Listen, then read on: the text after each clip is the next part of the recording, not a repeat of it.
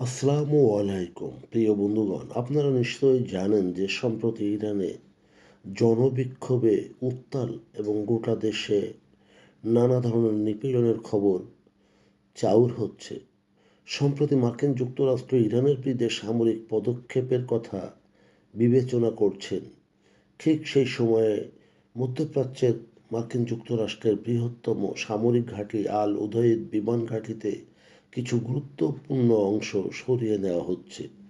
বর্তমানে আঞ্চলিক উত্তেজনার মধ্যে কাতারে আল উদৈদ বিমান ঘাঁটি থেকে কিছু কর্মী প্রত্যাহারের ঘোষণা দিয়েছে মার্কিন যুক্তরাষ্ট্র, যা একটি মার্কিনীদের জন্য গুরুত্বপূর্ণ বিমান ঘাঁটি। প্রেসিডেন্ট ডোনাল্ড ট্রাম্প ইরানের বিরুদ্ধে সামরিক পদক্ষেপের কথা বিবেচনা করার সতর্কতা অবলম্বনে মধ্যপ্রাচ্যের এই সামরিক ঘাঁটি থেকে আমেরিকা তার কর্মীদের প্রত্যাহার করছে। কাতারের মিডিয়া আইএমও জানায় যে কাতার তার নাগরিক ও বাসিন্দাদের নিরাপত্তা ও সুরক্ষায় নিশ্চিতে প্রয়োজনীয় পদক্ষেপ এবং সুরক্ষা কল্পে এই ব্যবস্থা করা হয়েছে।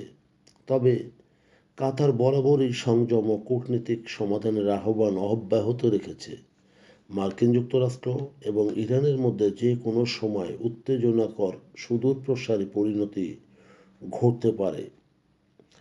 সম্প্রতি ট্রাম্প বারবার তেহরানকে সতর্ক করে বলেছেন যে যদি ইরানে বিক্ষোভকারীদের জীবন বিপন্ন করে তাহলে আমেরিকা ইরানের বিরুদ্ধে হস্তক্ষেপ করতে পারে।